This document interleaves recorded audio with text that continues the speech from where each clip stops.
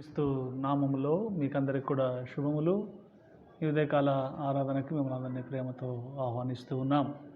ఈ యొక్క ఆరాధన సమయాన్ని ప్రార్థనతో మనం ప్రారంభించుకుందాం.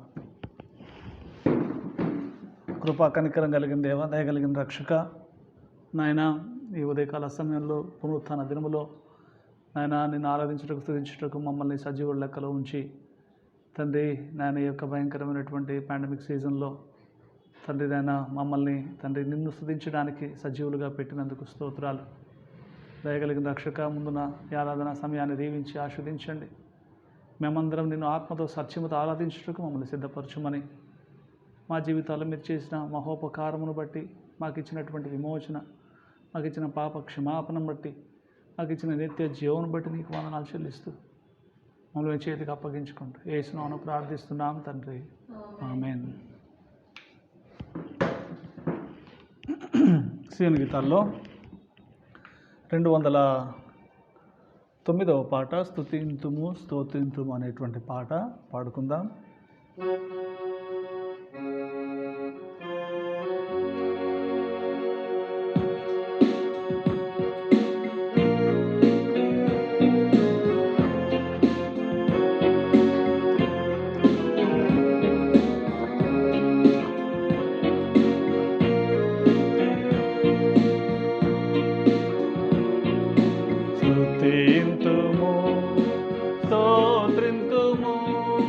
పావనుడగు మా పరమా తండ్రి స్తుతింతుము స్తోత్రింతుము, నీ నామము రుజువాయే నీ ప్రజలలో దేవా, నీ నామము రుజువాయే నీ ప్రజల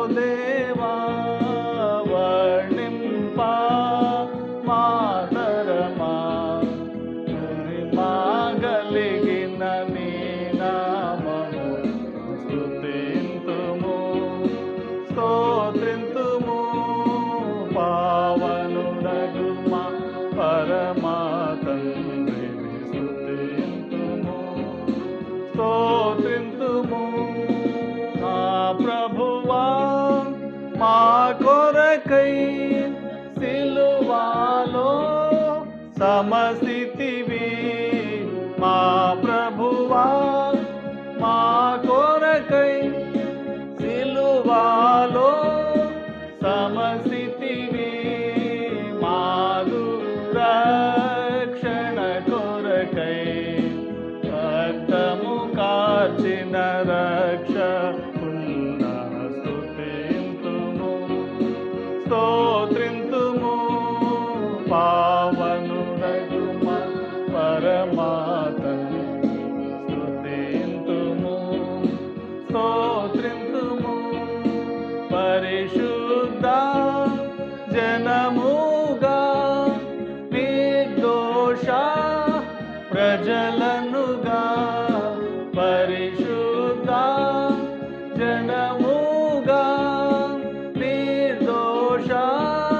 ప్రజలనుగా, పరలోక తనయులుగా పరమా కృపతో మార్చిన దేవా స్తుతింతుము స్తోత్రింతుము, పావనుడగు మా పరమా తండ్రి స్తుతింతుము స్తోత్రింతుము, ప్రభు యేసు క్రీస్తులో పరలోక విషయములో, ప్రభు యేసు క్రీస్తులో విషయములో ప్రతి ఆశీర్వాదములన్ ప్రాభృగనొసగిన పరమా తండ్రి స్తుతింతుము స్తోత్రింతుము, పావనుడగు మా పరమా తండ్రి స్తుతింతుము స్తోత్రింతుము, ఎల్లరి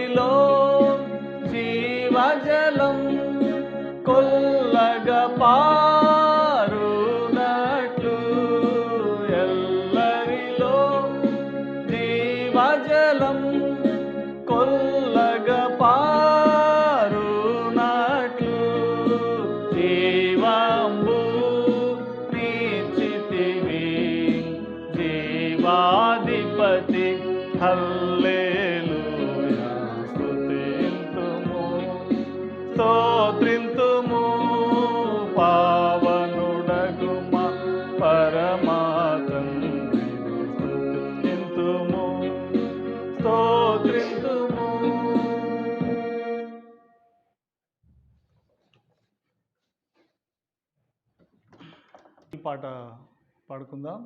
పఠింప శ్రేష్ఠ గ్రంథము బైబిల్, పఠింప శ్రేష్ఠ గ్రంథము బైబిల్, అనుదినము పఠించిన ప్రేమతోడ నడుపును, ఓ పఠింప శ్రేష్ఠ గ్రంథము బైబిల్.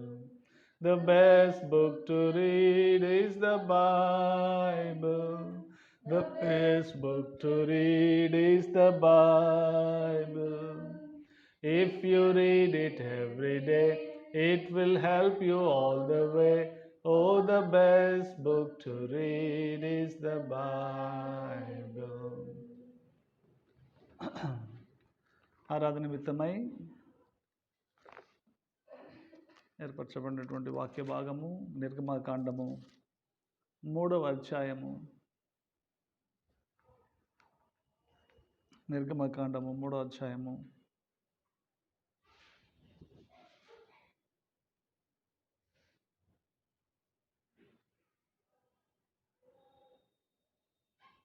మొదటి నుంచి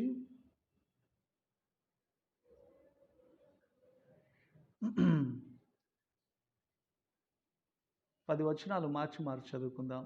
నిర్గమకాండము 3వ అధ్యాయము మొదటి 10 వచనాలు ఉత్తర ప్రత్యుత్తరంగా చదువుకుందాం.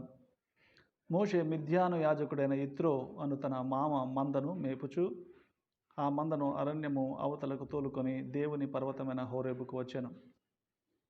ఒక పాద నడిమిని అగ్నిజ్వాలలో యెహోవా దూత అతనికి ప్రత్యక్షమై అతడు చూచినప్పుడు అగ్ని వలన ఆ పొద మండుచుండెను కానీ పొది కాలిపోలేదు. అప్పుడు మోషే ఆ పొద ఎలా కాలిపోలేదో నేను ఆ తట్టు వెళ్ళి ఈ గొప్ప వింత చూచెదను అనుకొనెను. దాన్ని చూచుటకు అతడు ఆ తట్టు వచ్చుట యెహోవా చూచెను. దేవుడు ఆ పొద నడుమ నుండి మోషే మోషే అని అతన్ని పిలిచాను. అందుకు అతడు చిత్తం ప్రభువా అని. అందుకు ఆయన దగ్గరకు రావద్దు, నీ పాదముల నుండి నీ చెప్పులు విడువుము, నీవు నిలిచి ఉన్న స్థలము పరిశుద్ధ ప్రదేశం అని. మరియు ఆయన నేను నీ తండ్రి దేవుడను, అబ్రహాము దేవుడను, ఇస్సాకు దేవుడను, యాకోబు దేవుడను అని చెప్పగా మోషే తన ముఖమును కప్పుకొని దేవుని వైపు చూడవెరచెను. మరియు యెహోవా ఇట్లనెను, నేను ఐగుప్తులోనున్న నా ప్రజల బాధను నిశ్చయముగా చూచితిని. పనులలో తమను కష్టపెట్టు వారిని బట్టి వారు పెట్టిన మొరను వింటిని. వారి దుఃఖములు నాకు తెలిసే ఉన్నవి. కాబట్టి ఐగుప్తు చేతిలో నుండి వారిని విడిపించుటకు ఆ దేశంలో నుండి విశాలమైన మంచి దేశమునకు అనగా కనానులకు, హిత్తీయులకు, అమ్మోరీయులకు, పెరిజ్జీయులకు, హివ్వీయులకు, యెబూసీయులకు నివాస స్థానమైన పాలు తేనెలు ప్రవహించు దేశమునకు వారు నడిపించుటకు దిగివచ్చి ఉన్నాను. ఇశ్రాయేళ్ల మొర నిజముగా నా యుద్ధకు చేరినది. ఐగుప్తీయులు వారిని పెట్టుచున్న హింస చూచితిని. కాగా రమ్ము, నిన్ను ఫరో యుద్ధకు పంపెదను. ఇశ్రాయేలైన నా ప్రజలను నీవు ఐగుప్తు నుండి తోడుకొని పోవలనని అనెను. కృప కనికరము కలిగిన దేవా, నీ వాక్యంతో సంధించండి, ముందుకు నడిపించండి, సిద్ధపరచండి. ఆరాధనకి యోగ్యముగా ఆత్మతో సత్యముతో ఆరాధించుటకు మమ్మల్ని బలపరచమని యేసునామమున ప్రార్థిస్తున్నాం తండ్రి, ఆమేన్. యేసుక్రీస్తు నామములో మీకు శుభములు. ఈ ఉదయకాల సమయంలో ప్రభు తన యొక్క వాక్యం ద్వారా మనల్ని సంధించాలి. ఆయన స్తుతించుటకు గల ఆధారము ప్రభు మనకు చూపించాలని మనము ప్రార్థనాపూర్వకంగా ప్రభు వైపు మనము ఎదురు చూద్దాం. మోషే 3వ అధ్యాయము మొదటి వచనంలో చూసినట్లయితే మోషే మిద్యాను యాజకుడైన యిత్రో అను తన మామ మందను మేపుచుండెను. 3వ అధ్యాయం మొదటి వచనంలో మోషే కలిగి ఉన్న స్థితి, దానికి ముందు 2వ అధ్యాయంలో మోషే కలిగి ఉన్నటువంటి స్థితి చాలా, ఆ కాంట్రాస్ట్ చాలా విరుద్ధంగా ఉంది. ఎందుకంటే అక్కడ 2వ అధ్యాయంలో మోషే పుట్టాడు. వాడు తర్వాత ఫరో యొక్క ఆస్థానంలో అతడు పెరిగినట్టుగా ఫరో కుమార్తె అతన్ని దత్తత తీసుకున్నట్లు, ఏ రీతిగా మరి సుఖకరమైనటువంటి స్థానంలో పెరిగాడో ఆ సందర్భాన్ని ఒకసారి జ్ఞాపకం చేసుకుంటే, ఒక రాజకుమారుడుగా, ఒక ప్రిన్స్గా, మరి ఐగుప్తులో తాను కలిగి ఉన్నటువంటి ఆ యొక్క ఉన్నతమైన స్థానము, దాంతో ఇప్పుడు మిద్యానులో ఉన్నటువంటి మోషే కలిగి ఉన్నటువంటి స్థితికి కంపేర్ చేస్తే చాలా విరుద్ధంగా ఉంది. సుఖభోగాలు అనుభవించినటువంటి స్థితి, ఫరో ఆ స్థానంలో తాను పెరిగినటువంటి స్థితి,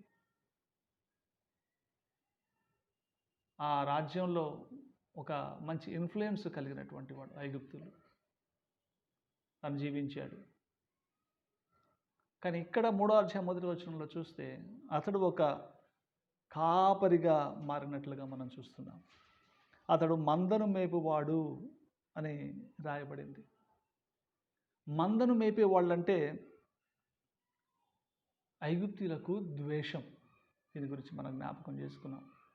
ఆదికాండము 43వ అధ్యాయంలో మరి యోసేపు తన చిన్నవాడని, తన సహోదరుడిని బెంజమిన్ని కూడా తీసుకురమ్మని తన అన్నలతో సవాలు చేసి మరి పంపించినప్పుడు అన్నలు మరి తండ్రిని ఒప్పించి బెన్యామీనును తన దగ్గరికి తీసుకొని వచ్చినప్పుడు చూడండి, 43వ అధ్యాయము ఆదికాండము 32వ వచనం చూద్దాం. 43వ అధ్యాయము 32వ వచనంలో ఈ కాపుర్ల విషయంలో ఐగుప్తులకు ఉన్నటువంటి చిన్న చూపును గురించి అక్కడ మనము చూడగలం. 32వ వచనం నుంచి చదువు.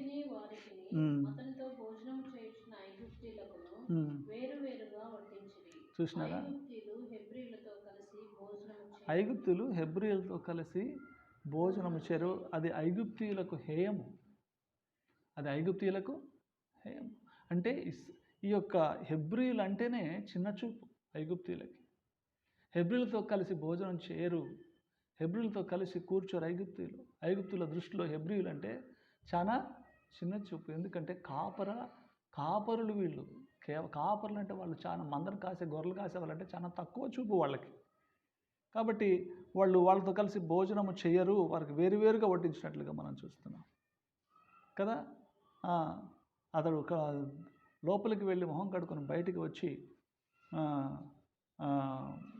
తర్వాత అక్కడ తన ముఖం కడుకొని 31వ వచనంలో యోసేపు ఏడ్చినాడు. తమ్ముడిని చూసి, తన సహోదరుని చూసి, తన తమ్ముడిని చూసి ఎలుగెత్తి ఏడ్చినాడు. లోపలికి వెళ్ళి రహస్యంగా ఏడ్చినాడు. సో అతనికిని వారికిని అతనితో భోజనం చేయుచున్న ఐగుప్తులకును వేరువేరుగా వడ్డించినారు. అంటే కలిసి వాళ్ళు కూర్చున్నట్లుగా మనకు కనబడలేదు. అసలు ఐగుప్తులో ఐగుప్తు ఫరో ఆస్థానంలో ఈ హెబ్రీలు అంటే నీచులు అని బోధించబడ్డాడు. ఐగుప్తులో హెబ్రీలు అంటే చాలా తక్కువ వారనేటువంటి ఆ యొక్క బోధనను, అలాంటి టీచింగ్ను తను పొందాడు. సో అలా తన దృష్టిలో తక్కువ వారైనటువంటి హెబ్రీలు వలె తను కూడా ఇక్కడ తక్కువ వాడిగా మలచబడినట్లుగా మనం చూస్తున్నాం. 3వ అధ్యాయం 1వ వచనంలో ఐగుప్తులో తనున్న ఉన్నత స్థానం కోల్పోయాడు.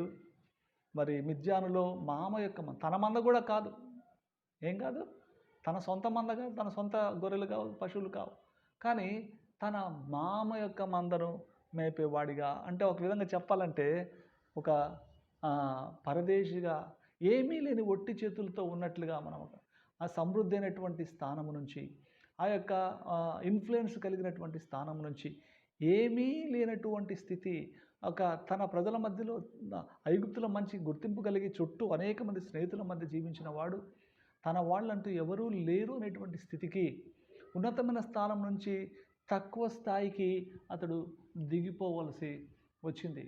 దేవుని యొక్క ప్రణాళిక మోషే పట్ల ఉంది.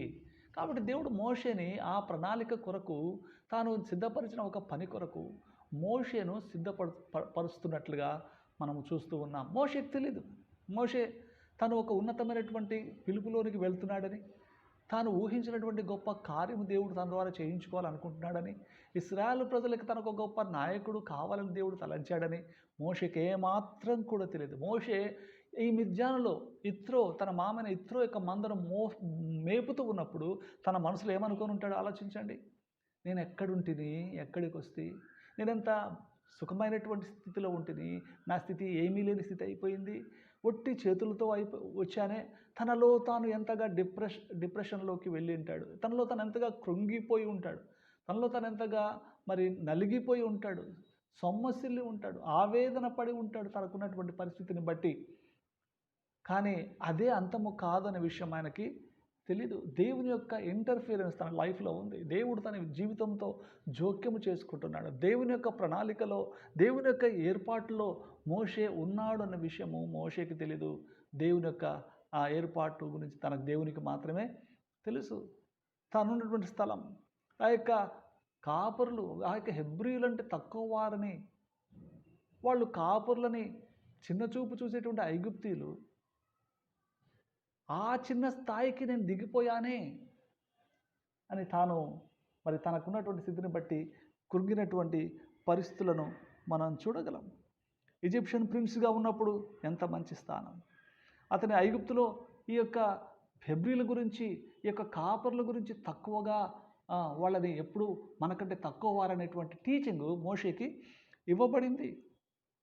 కానీ మోషే ఎందుకు ఈ పరిస్థితులు వెళ్తున్నాడు? ఒక ఫారినర్గా, ఒక పరదేశిగా మిద్యానులో జీవిస్తూ ఉన్నాడు. ఎందుకంటే దేవుడు అతనిలో ఒక ఒక దీనత్వంలోనికి నడిపించే హంబ్లింగ్ ఎక్స్పీరియన్స్ని అతడు పొందుతున్నాడు. దేవుని యొక్క ఉన్నతమైనటువంటి పని కొరకు దేవుడు ఎవరైతే ఏర్పాటు చేసుకుంటాడో వాళ్ళు ఈ అనుభవం గుండా వెళ్ళాలి. దేవుడు ఒక ప్రత్యేకమైన తలంపు ఏ బిడ్డ పట్ల అయితే కలిగి ఉంటాడో ఆ బిడ్డను కఠిన పరిస్థితుల గుండా దేవుడు తీసుకొని వెళ్తాడు. తనున్నటువంటి ఆ ఉన్నతమైన స్థితిలో ఏర్పాటు చేయబడి ఉంటే అతనిలో అహంకారం ఉండేది, అతనిలో గర్వం ఉండేది. దేవుడు అతన్ని అనగొడతా ఉన్నాడు. ముందున్నటువంటి బలమైన కార్యమును అతని ద్వారా జరిగించుకున్నటకు, ఇశ్రాయేల్ యొక్క విడుదల కార్యాన్ని దేవుడు జరిగించుకున్నటకు, ఇశ్రాయేళ్లకు నాయకుడిగా అవ్వాలంటే ఏమీ లేని స్థితికి దిగిపోవాలి. కృంగుదలలో దేవుడు నడిపిస్తున్నాడు, దీనత్వములోనికి నడిపిస్తున్నాడు, ఒంటరి వాణిని చేసినాడు. ప్రియ సహోదరి సహోదరుడు, నీ జీవితంలో ఒకప్పుడు ఉన్నటువంటి ఆరోగ్యం ఇప్పుడు లేదు, కృంగిపోతున్నావా? ఒకప్పుడు ఉన్నటువంటి ఆర్థిక స్థితి కోల్పోయి ఇప్పుడు ఏమీ లేని స్థితిలోనికి నువ్వు వచ్చావా? అది నీ నాశనం కొరకో నువ్వు నిన్ను హ్యూమిలియేట్ చేయడం కొరకో కాదు. కానీ దేవుడు తన యొక్క ఉన్నతమైన ప్రణాళికలో నిన్ను దేవుడు వాడుకోవడం కొరకు, నీ ద్వారా దేవుడు తన బలమైనటువంటి కార్యాలు చేయించుట కొరకే దేవుడు నిన్ను దీనత్వంలోనికి నిన్ను నడిపిస్తున్నాడనే సత్యమును ఎరుగు. మోషే దేవుని చేతిలో వాడబడాలంటే ఐగుప్తులో ఉన్న ఉన్నత స్థానం నుంచి విడుదల పొందాలి, తనకున్నటువంటి సుఖ భోగాల నుంచి విడుదల పొందాలి, తనకు లేనటువంటి తన యొక్క దేవుని యొక్క పని కొరకు కావలసిన లక్షణాలను అతడు సంపాదించుకోవాలంటే ఈ కఠిన పరిస్థితుల గుండా వెళ్ళవలసి వచ్చింది. వెళ్ళక తప్పలేదు. కఠిన పరిస్థితులు మన జీవితంలో వచ్చినప్పుడు అయిపోయింది నా జీవితం నాశనం అయిపోయిందని మనం సులువుగా మాట్లాడేస్తాం.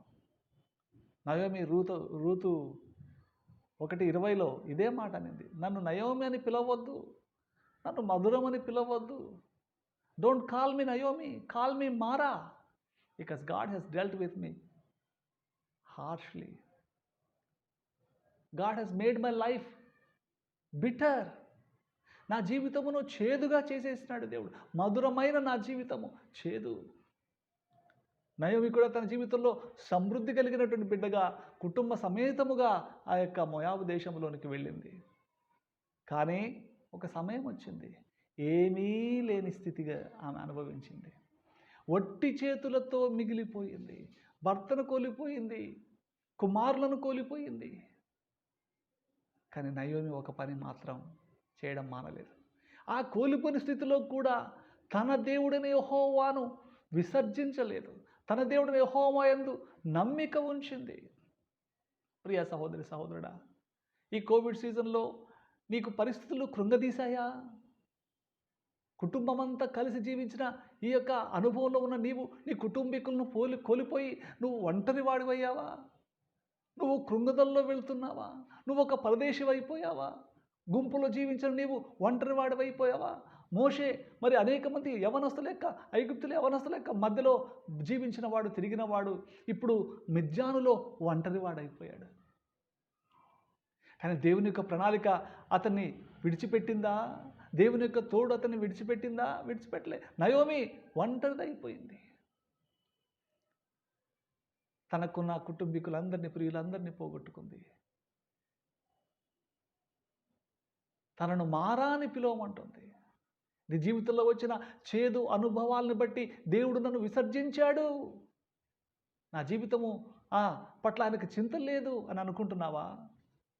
నయోమి దేవుని యందు నమ్మిక ఉంచింది, ఆయన్ను విడవలేదు. ఒట్టి చేతులతో మిగిలిపోయిన ఆమె దేవుని గట్టిగా పట్టుకొనుంది. ఎందుకంటే దేవునికి నయోమి పట్ల, మోషే పట్ల ఏ తలంపు ఉందో నయోమి పట్ల అదే తలంపు ఉంది. ఆమె యొక్క కుటుంబంలో నుంచి, తన కోడలైన రూతు నుంచి రక్షకుణ్ణి లోకానికి దేవుడు పంపించే ప్రణాళిక, అంత గొప్ప ఉన్నతమైన ప్రణాళిక నయోమి పట్ల కలిగి ఉన్నాడని నయోమికి తెలీదు. ఇది సహజం.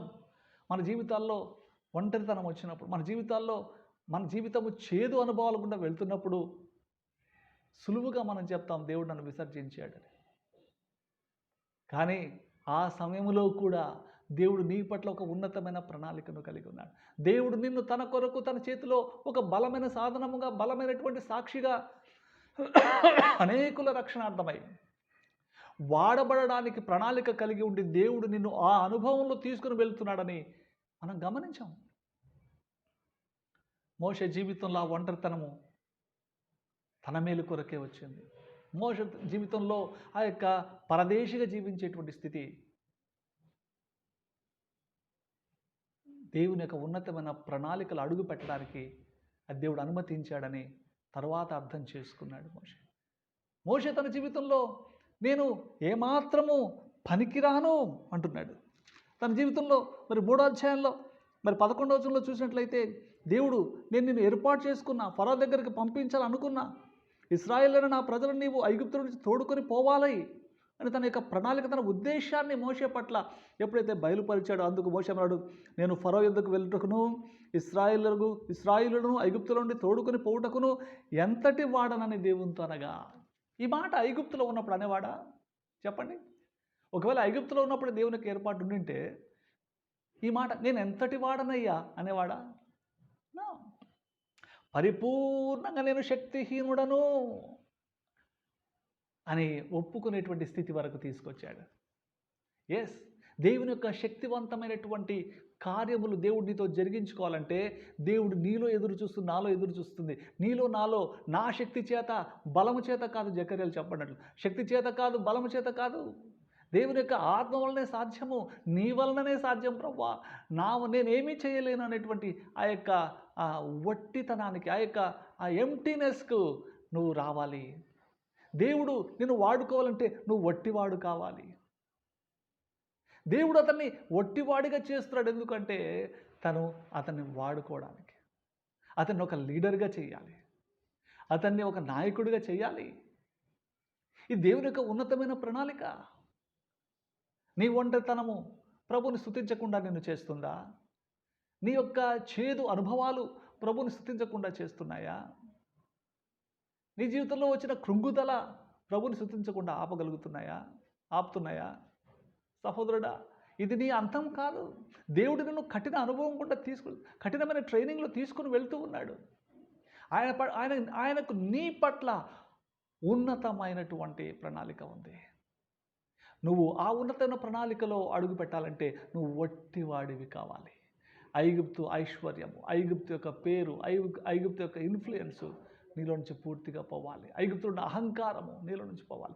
దేవుడు నిన్ను తన యొక్క పని కొరకు సిద్ధపరుస్తున్నాడని నీకు అర్థమైతే ఈ మారా అనుభవంలో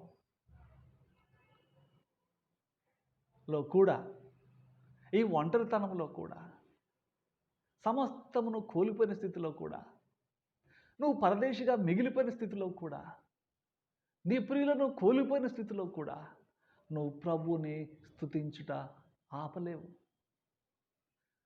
ప్రభువును స్తుతించడం ఆపగలిగే శక్తి దేనికుంది? కరువుల్లో, వస్త్రహీనతల్లో, ఇబ్బందులలో, దిగంబరత్వం అనుభవించిన స్థలంలో కూడా, ప్రమాదాలలో కూడా, ప్రాణగండంలో కూడా, ప్రాణాల మీద ఆశ పెట్టుకోలేని పరిస్థితుల్లో కూడా అపోస్తులను ప్రభువును స్తుతించేటట్లుగా చేసినాయి. వారికి అర్థమైంది దేవుడు వారిని ఆయన యొక్క పని కొరకు యోగ్యులుగా మలుస్తున్నాడని వాళ్ళు అర్థం చేసుకున్నారు. కాబట్టి ఆ కఠిన పరిస్థితుల్లో కూడా ప్రభువును ఆరాధించే విషయంలో వాళ్ళు వెనకంజ వేయలేకపోయినారు. దేవుని యొక్క మరి నోటి బూరగా మోషే ఉండాలని దేవుడు కోరుకున్నాడు. ఒక ఒక కాపరిగా, ఒక పరదేశిగా, ఒక యాత్రికునిగా దేవుడు అతన్ని చేశాడు.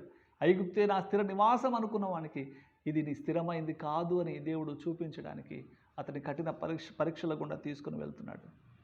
దేవుని ప్రజల యొక్క పరిస్థితిని అర్థం చేసుకోవాలి. ఇశ్రాయేలు ప్రజలందరూ కాపరులు. అయితే కాపరులుగా ఉన్న వారిని విడిపించాలంటే, కాపరులుగా ఉన్న ఇశ్రాయేలు ప్రజలను విడిపించాలంటే ఆ ఇశ్రాయేలు ప్రజలకు నాయకుడుగా ఉండేవాడు కూడా కాపరి అయి ఉండాలి. కాపరుల యొక్క మనస్తత్వం అర్థం చేసుకోవాలంటే ఆ కాపరి యొక్క ప్రొఫెషన్, ఆ యొక్క షెపర్డ్ అంటే ఎలా ఉంటాడు, షెపర్డ్ యొక్క లక్షణాలు ఏంటి, షెపర్డ్ ఎలాంటి బాధలు అనుభవిస్తాడు, షెపర్డ్ యొక్క గుణగణాలను అర్థం చేసుకోవాలంటే ఐగుప్తు అనుభవం నుంచి బయటికి రావాలి. కాపర్లలో నువ్వు ఒక కాపరివి అవ్వాలి. దేవుని యొక్క ప్రణాళిక పాపలమైన మనల్ని విడిపించుట కొరకు ఆయన పాపముగా చేయబడ్డాడు. పాప మెరుగనే ఆయన మనల్ని దేవుని నీతిగా మార్చుట కొరకై పాప మెరుగనే ఆయన 2 కొరింథీ 5 ఆఖరి వచనంలో చదువుతాం. పాప మెరుగనే ఆయన మన కోసం పాపముగా చేయబడ్డాడు. ఆయన పాపులను రక్షించడానికి పాపులలో ఒకడుగా గుర్తింపు పొందాడు. మన విమోచనం, మోషే ఇశ్రాయేల్ ప్రజల విమోచనకు చాలా దగ్గర సంబంధం ఉంది. మోషే ఐగుప్తులో ఒక ప్రిన్స్గా ఉండి ఇశ్రాయేల్ ప్రజలను విడిపించలేడు. కానీ మోషే ఇశ్రాయేల్ ప్రజలు విడిపించాలంటే దేవుని యొక్క ప్రణాళిక ఏంటి? ఇశ్రాయేల్ ప్రజల అనుభవాన్ని ముందు మోషే పొందాలి. ఇశ్రాయేల్ ప్రజలు కాపర్లు, ఇతడు కూడా ఒక కాపరి కావాలి.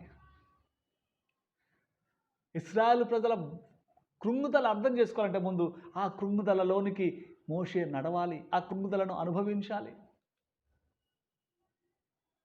నీ జీవితంలో నువ్వు అనుభవిస్తున్నటువంటి యొక్క కఠిన పరిస్థితులు ఎందుకు అనుమతిస్తున్నాడంటే ఎంతోమంది ఆ కఠిన పరిస్థితుల్లో ఉన్న వారిని నువ్వు విడిపించే బాధ్యత నీ మీద ఉంది, ప్రణాళిక నీ మీద ఉంది, ఏర్పాట్లో మనం ఉన్నాం. నీవు కృంగకపోతే, నువ్వు కృంగుదలను అనుభవించకుండా కృంగిన వారి యొక్క బాధను అర్థం చేసుకోలేవు. దేవుడు మోషేకి కాపరులుగా ఉన్న ఇశ్రాయేలు ప్రజలను విడిపించుటకే ఏం చేశాడు? కాపరిగా. ఇశ్రాయేలు ప్రజలు 400 సంవత్సరాలు ఆదికాండం 15 మోషేకి అబ్రాహాంకు దేవుడు ఇచ్చినటువంటి వాగ్దానం ప్రకారంగా ఈ ప్రజలు ఈ యొక్క ఐగుప్తులో 400 సంవత్సరాలు బానిసలుగా ఉంటారని ముందుగానే చెప్పాడు. 400 సంవత్సరాల తర్వాత నేను వారిని విడిపిస్తానని ముందుగా. ఇది అనాదికాల సంకల్పం. మోషే ఏర్పాటు ఇప్పుడు కాదు, మోషేకి తెలీదు.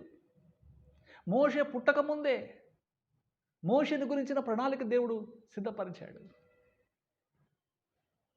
ప్రస్తుతం ఉన్న పరిస్థితులను బట్టి మనం వెంటనే జడ్జిమెంట్ ఇచ్చేస్తాం, ప్రభుకి నా మీద కనికరము లేదు అని. కానీ దేవునికి నీ పట్ల నీ జగత్తు పునాది వేయబడక మునిపే తన కొరకు బలమైన, ఘనమైన, మహిమగల పాత్రగా నిన్ను వాడుకోవాలని, అనేకులకు ఆశీర్వాదకరమైన పాత్రగా వాడుకోవాలని దేవుని యొక్క ప్రణాళిక ఉంది. గ్రహించావా? నువ్వు అనుభవిస్తున్న పరిస్థితులను బట్టి దేవుడు నీ పట్ల కలిగిన ఉన్నతమైన ప్రణాళికను నువ్వు అర్థం చేసుకోలేకపోతున్నావా? నువ్వు ఎప్పుడైతే కఠిన పరిస్థితులు గుండా వెళ్తావో దేవుడు నిన్ను ముందున్నటువంటి తనకు మహిమను తీసుకొచ్చేటువంటి ఉన్నతమైనటువంటి కార్యాలు, అద్భుతమైనటువంటి కార్యాలు నీతో జరిగించడం కొరకై దేవుడు నిన్ను సిద్ధపరుస్తున్నాడని నువ్వు అర్థం చేసుకుంటే ఆయన స్తుతించకుండా ఆగగలవా? ప్రియ సహోదరి సహోదరులు, ఆఖరికి ఎలాంటి స్థితికి వచ్చాడు? ఇశ్రాయేలు ప్రజలను విడిపించుటకు నేను ఎంతటి వాడను, వాళ్ళని తోడుకొని పోవటకు నేను ఎంతటి వాడను. ఎస్, ఆ స్థితికి రావడం కొరకే దేవుడు ఇలాంటి పరిస్థితులను మోషేలో అనుమతించాడు. దేవుని కొరకు పనికొచ్చే పాత్రగా నువ్వు ఉండాలంటే ముందు నీలో నేను దేనికి పనికిరాననేటువంటి గ్రహింపు నీలో రావాలి. దేవుడు నీకు ప్రస్తుత జీవితంలో అనుమతించినటువంటి కఠిన పరిస్థితులు ముందున్నటువంటి ఉన్నతమైన కార్యాల కొరకే నిన్ను సిద్ధపరుస్తున్నాడు ప్రభు అని తెలుసుకో సహోదరి సహోదరుడా. ఆయన స్తుతించకుండా ఆపలే. ప్రియులను కోల్పోయి కృంగిపోతున్నావా? దేవుడు నిన్ను సిద్ధపరుస్తున్నాడు. అనేకుల విడుదలను కలిగించుటకు ఒక పాత్రగా, ఒక పనిముట్టుగా దేవుడు నిన్ను వాడుకోవడానికి నిన్ను ట్రైనప్ చేస్తున్నాడు, నిన్ను సిద్ధపరుస్తున్నాడు అనే విషయాన్ని నువ్వు గ్రహించు. మోషే యొక్క అంతము ఎప్పుడూ అయిపోవలసిందే. ఫరో ఆజ్ఞాపించినప్పుడే మగ పిల్లలందరినీ కూడా చంపేసని ఆ యొక్క సిఫ్రా పువాకు ఆ యొక్క ఏమంటారు వాళ్ళు మిడ్వైఫ్స్ ఏమంటారు మంత్రస్థానులకు ఎప్పుడైతే ఆజ్ఞాపించాడో అప్పుడే వాళ్ళు కఠినంగా ప్రవర్తించి ఉంటే ఎప్పుడూ చనిపోయేవాడు. అంటే మోషే యొక్క ప్రొటెక్షన్ ఇప్పటిది కాదు. ఇప్పుడు అనుభవిస్తున్నటువంటి కఠిన పరిస్థితిని బట్టి వెంటనే జడ్జిమెంట్ ఇవ్వడం కాదు. దేవుని యొక్క ప్రణాళిక మోషే పుట్టినప్పుడే ఉంది. తను మరణమునకు పాత్రుడిగా ఉండవలసిన సమయంలో బ్రతికించాడు. ఆ మంత్రస్థానులకు దేవుడు దయను పుట్టించాడు. ఫరో చేసుకున్న సెలక్షనే రాంగ్. ఫరో సెలెక్ట్ చేసుకున్న మిడ్వైఫ్స్ ఎవరో కాదు, హీబ్రూసే. ఎవరు వాళ్ళు హెబ్రీయులే. హెబ్రీయురాలైనటువంటి మంత్రసాని హెబ్రీయురాలైనటువంటి తన సహోదరి కాన్పు అవుతుంటే మగ పురుషుడి కంటే చంపుతుందా? అంత మాత్రం కాదు, వాళ్ళ గురించి రాయబడింది వాళ్ళు దైవ భక్తి, దేవునికి భయపడినటువంటి వాళ్ళు. అందుకే వారి కుటుంబాలను దేవుడు దీవించాడట. ఆ రెండో అధ్యాయంలో మనం చూస్తే ఆ మంత్రస్థానులను మొదటి అధ్యాయం 17వ వచనంలో ఆ మంత్రస్థానులు దేవునికి భయపడరు. నిర్గమకాండం 1:17లో మనం చదువుతాం. ఆ మంత్రస్థానులు దేవునికి భయపడి ఐగుప్తు రాజు తమకు ఆజ్ఞాపించినట్లు చేయక మగపిల్లలను బ్రతకనీయగా. ఐగుప్తు రాజు ఆ మంత్రస్థానులను పిలిపించి మీరెందుకు మగపిల్లలను బ్రతకనిచ్చితిరి? Why did you allow male child to live? అంటే వాళ్ళు ఏం చెప్పారంటే ఈ పని ఎలా చేసిద్రండి వాళ్ళని అడిగిన. అందుకు ఆ మంత్రసానులు హెబ్రీ స్త్రీలు ఐగుప్తు స్త్రీల వంటి వారు కారు, వారు చురుకైన వారు, మంత్రసాని వారి యొద్దకు వెళ్ళక మునిపే వారు ప్రసవించి ఉందిరని ఫరోతో చెప్పిరి. దేవుడు ఆ మంత్రసానులకు మేలు చేశాను, ఆ జనమును విస్తరించి మిక్కిలి ప్రబలెను. చూసినారా? మంత్రస్థానులు కూడా మరణ శిక్షను ఎదుర్కొనే పరిస్థితిలో ఉన్నారు.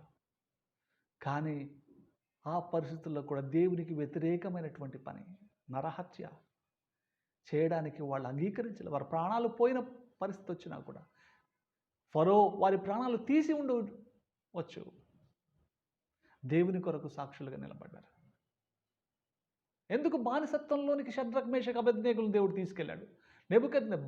బాబిలోనియన్ ఆ క్యాప్టివిటీలోనికి ఈ ముగ్గురు ఎందుకు నడిపించాడు? షద్రక్ మేషక్ అబేద్నెగోకు తెలుసా బానిసత్వంలోకి వెళ్ళినప్పుడు దేవుడు మా ద్వారా ఈ రాజ్యాలను రక్షించబోతున్నాడని? దేవుడు ఒక మాత్రమైనటువంటి పాత్రలుగా ఈ రాజ్యంలో ఈ పరదేశులుగా షద్రక్ మేషక్ అబేద్నెగో దానియేలు వాళ్ళెవరు? సొంత దేశమును వదిలి పరదేశులుగా బానిసలుగా తీసుకొని రాబడ్డారు. అప్పుడు అది వారికి కఠినమైనటువంటి పరిస్థితి. కానీ ఆ బానిసలుగా తీసుకువెళ్ళిన పరిస్థితుల్లో కూడా వీళ్ళు దేవునికి భయపడి జీవించారు, తమ దేవుని ఘనపరిచారు.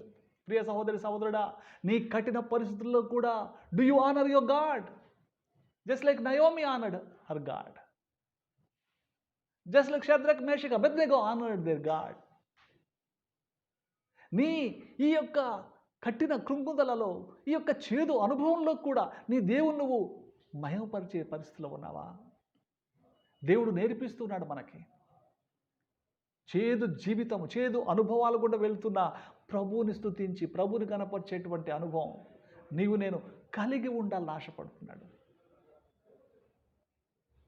షద్రక్ మేషక్ అబేద్నెగోలు కూడా తమ దేవుని నిందించి ఉండవచ్చు. దానియేలు, ఏం ప్రభు నీకు ఇంత నమ్మకం, దినముకు 3 సార్లు ప్రార్థన చేస్తే నాకెందుకు సింహభూములో వేస్తున్నారని ఆయన నిందించి ఉండవచ్చు.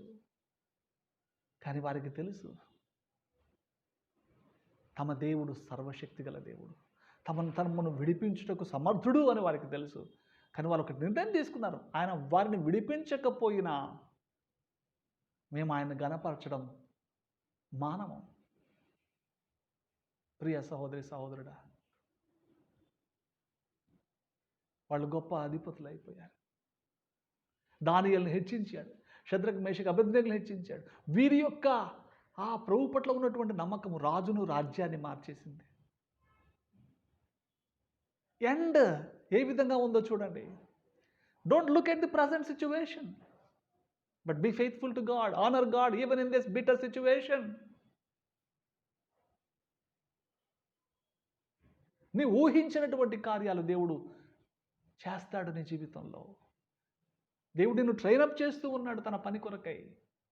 తన పని కొరకు కావలసినటువంటి ఆ క్వాలిటీస్ని దేవుడు నీలో తెప్పిస్తూ ఉన్నాడు. మోషే ఐగుప్తు స్థానంలో ఉన్నప్పుడు అర్హుడు కాదు. దేవుడు అతన్ని లీడర్గా చేయలేదు. నేను ఒట్టి వాడను, నేను ఎంతటి వాడను అనేటువంటి స్థితికి వచ్చినప్పుడు దేవుడు అతన్ని లీడర్గా చేశాడు. నిన్ను దేవుడు అనేకుల రక్షణార్థమై, అనేకులకు ఆశీర్వాదకరమైనటువంటి పాత్రగా ఉండున్నట్లుగా నిన్ను సిద్ధపరుస్తున్నాడని గ్రహిస్తే ఈ కఠిన పరిస్థితుల్లో, కృంగిన పరిస్థితుల్లో కూడా ప్రభువును స్తుతించడం మానలేవు. సహోదరి సహోదరుడా, దేవుడు నిన్ను ఏర్పాటు చేసుకుంటూ ఉన్నాడు, తన కొరకై ఏర్పాటు చేస్తూ ఉన్నాడు. బర్నింగ్ బుష్ని చూశాడు, మనం చూసాం 3వ అధ్యాయంలో. ఏం చూశాడు? అక్కడ ఏముంది? అగ్ని, ఒక పొద. 2వ వచనంలో నడిమి అగ్ని జ్వాలల్లో యెహోవా దూత అతనికి ప్రత్యక్షమైంది. అతడు చూసినప్పుడు అగ్ని వలన ఆ పొద మండుచుండెను, కానీ పొద కాలిపోలేదు. ఇక్కడ ఈ అనుభవం దేవుని యొక్క ప్రత్యక్షత. దేవుడు మాట్లాడుతున్నాడు, దేవుడు ప్రత్యక్షమైనాడు. అనేక విధాలుగా అబ్రహాముకు ఆ దినాల్లో డైరెక్ట్గా వాళ్ళు స్వరాన్ని విన్నారు. థియోఫోనిక్ ఏజ్ అంటారు. థియోఫోనిక్ ఏజ్ అంటే దేవుడు డైరెక్ట్గా ప్రజలతో, మనుషులతో మాట్లాడినటువంటి దినాలవి. దేవుడు మాట్లాడుతున్నప్పుడు వాళ్ళు స్పందించారు. యాకోబు మనుషులతో పెనుగులాడాడు. ఆది కాండంలో మనం చూసినట్లయితే 32వ అధ్యాయంలో డైరెక్ట్ దూతతో పెనుగులాడాడు. అబ్రహాము 15వ అధ్యాయంలో చూస్తే 17వ వచనంలో దేవుడు అక్కడ ఒక విజిబుల్ గాడ్ని వాళ్ళు చూసినట్టుగా ఉన్నారు. ఆ యొక్క దీపముగా మండుచున్నటువంటి అగ్నిగా, ఒక ల్యాంప్గా, ఒక బర్నింగ్ ల్యాంప్గా దేవుడు ఆ నడుమున దేవుడు అబ్రహాంతో వాగ్దానం చేసినప్పుడు దాటుకుంటూ వెళ్ళాడు, తన గొప్ప జనముగా చేస్తానని. దేవుని యొక్క ప్రత్యక్షతను వాళ్ళు అనుభవించారు. ఆ ప్రత్యక్షత వచ్చినప్పుడు దాన్ని నిర్లక్ష్యం చేయలేదు, వాళ్ళు కనులారా చూశారు. దేవుడు ఈ కఠిన పరిస్థితుల్లో కూడా నిన్ను సిద్ధపరుస్తున్నానని దేవుడు నీతో మాట్లాడుతున్నప్పుడు ఇంట్రెస్ట్ చూపించాలి. మండుచున్న పొద చూసినప్పుడు ఇది ఏమిటా అని ఇన్వెస్టిగేట్ చేయడానికి దగ్గరికి వెళ్ళినట్లుగా మనం చూస్తున్నాం. మోషే అప్పుడు ఆ పొద కాలిపోలేదు, ఎలా కాలిపోలేదు, నేను ఆ తట్టు వెళ్ళి ఈ గొప్ప వింతను చూచెదను అనుకోనేను. When God speak to you,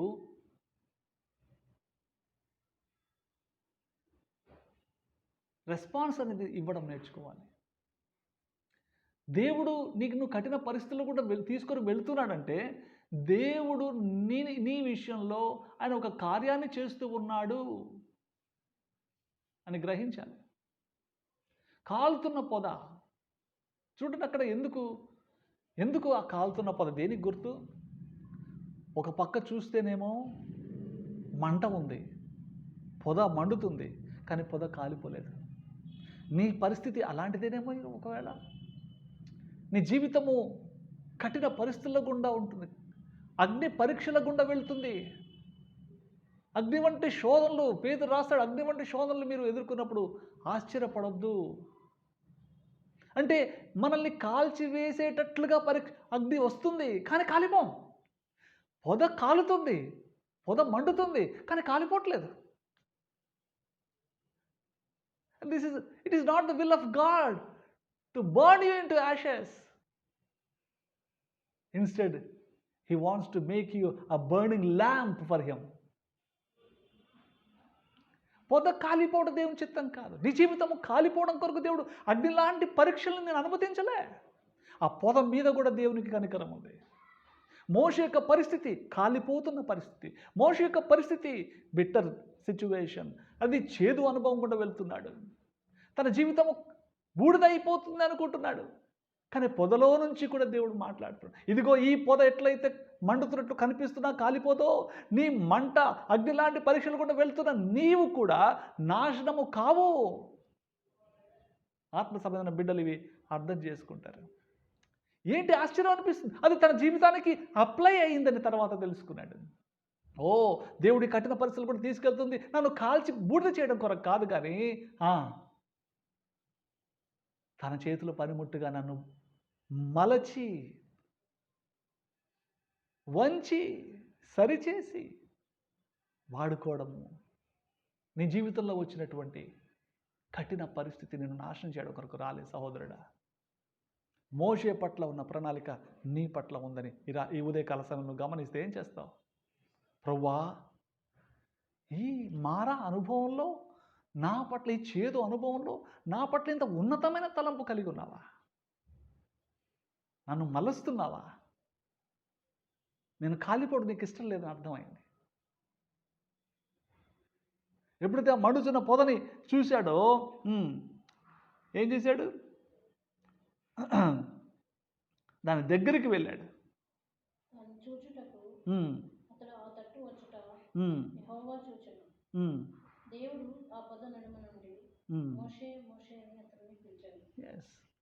చూసారా, దేవుడు సంధించినప్పుడు పారిపోలే, కానీ ఇంకా దగ్గరికి వెళ్ళాడు. దేవుడు ప్రత్యక్షమైనప్పుడు ఏంటిది అని తెలుసుకోవడానికి ఇష్టపడ్డాడు. నీ జీవితంలో దేవుడు ఎలా ప్రత్యక్షమవుతాడని అనుకుంటున్నారా? ఇప్పుడు నువ్వు కాలిపోయే స్థితిలో ఉన్నావా, కాల్చబడుతున్నావా అగ్ని లాంటి పరీక్షల చేత? దేవుడు నిన్ను స్పందిస్తున్నాడు. ఈ స్థితిలో కూడా దేవుడు నీతో మాట్లాడుతూ ఉన్నాడు. ఆయన మాట్లాడుతున్నప్పుడు pay attention to his voice.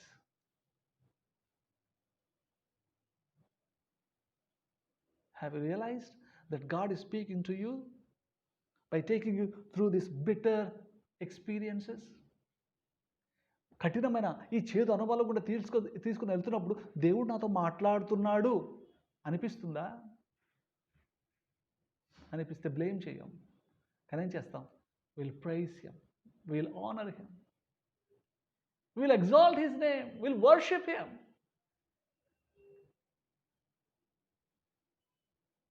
For his better plans for you and me. నీ పట్ల ఆయన కలిగి ఉన్నటువంటి ఆ యొక్క అద్భుతమైనటువంటి తలంపులను బట్టి ప్రభువుని ఆరాధిస్తాం, స్తుతిస్తాం. ప్రియ సహోదరి సహోదరుడా, నిన్ను ఒట్టి వాడిని చేయడం కొరకే, నిన్ను జ్ఞానివనుకుంటున్న నిన్ను అజ్ఞానిగా చేయడం కొరకే, నేను ఎంతో ఎన్నిక గలవాడిని అనుకుంటున్నా నిన్ను ఎన్నిక లేనివాడని నేను అనే స్థితికి నిన్ను నడిపించుట కొరకు దేవుడు నీలో గర్వమును తీసివేసి హంబుల్నెస్ని నేర్పించడం కొరకు, ఆ హ్యూమిలిటీ అనేటువంటి అనుభవంలోనికి తీసుకెళ్ళి ఆయన పని చేయాలంటే ఆయన క్వాలిటీస్ నీలో రావాలి. అందు నిమిత్తమే ఈ కఠిన పరిస్థితుల్లో కూడా తీసుకెళ్ళి ఇప్పటికీ నిన్ను తన ప్రణాళికలో ఒక బలమైన పనిముట్టుగా మోషే వలె నిన్ను వాడుకోవాలని తలంపు కలిగి ఉన్నాడని ఈ ఉదయకాలంలో గమనిస్తే ఈ కఠిన పరిస్థితుల్లో ప్రభు నువ్వు స్తుతిస్తావు, ప్రభును ఆరాధిస్తాం, ప్రభును ఘనపరుస్తాం, దేవుని యొక్క ప్రణాళికను బట్టి ప్రభుని హెచ్చిస్తాం. అది పరిశుద్ధమైనటువంటి స్థలం. దగ్గరికి వెళితే కానీ ఏంటి అర్థం కాలేదు, దగ్గరికి వెళ్తే కానీ ఏంటి అర్థం కాలేదు. 6వ వచనం 3వ అధ్యాయం 6వ వచనం నిర్గమకాండంలో, నేను నీ తండ్రి దేవుడును, అబ్రహాము దేవుడును, ఇస్సాకు దేవుడును, యాకోబు దేవుడు అని చెప్పగా మోషే తన ముఖము కప్పుకొనెను. 5వ వచనం చూసినట్లయితే దగ్గరకు రావద్దు, దగ్గరికి వెళ్ళడానికి ప్రయత్నం చేసి ఏమొచ్చింది? దగ్గరకు రావద్దు. ఆ, నీ పాదముల నుండి చెప్పులు విడువము, నీవు నిలిచి ఉన్న స్థలము పరిశుద్ధ ప్రదేశమైన. దగ్గరికి వెళ్తే అర్థమైంది. దేవుడు మాట్లాడుతున్నప్పుడు దగ్గరికి వెళ్తే అర్థమవుతుంది. ఆయన స్థలము, ఆయన సన్నిధి ఎలాంటిది? పరిశుద్ధత, పరిశుద్ధమైంది.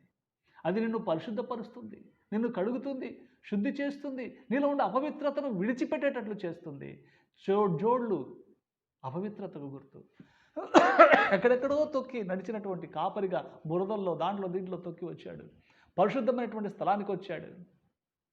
ప్రభు అంటాడు, నీవు నిలిచిన స్థలము పరిశుద్ధమైనటువంటి, నీ పాదములు దగ్గరకు రావద్దు, నీ పాదములు చెప్పులు విడుము, నీవు నిలిచిన స్థలము పరిశుద్ధ ప్రదేశం. ఆయన సన్నిధి నిన్ను శుద్ధీకరిస్తుంది.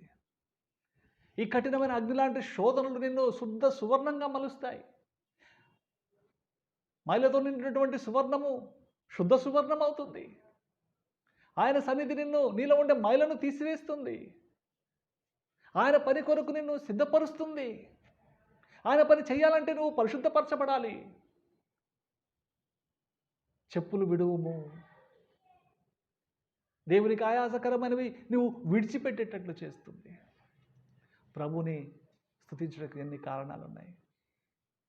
ఆయన సన్నిధి మనలో ఉండేటువంటి మైలా మస్టును, పాపమును, శాపం తీసివేస్తుంది.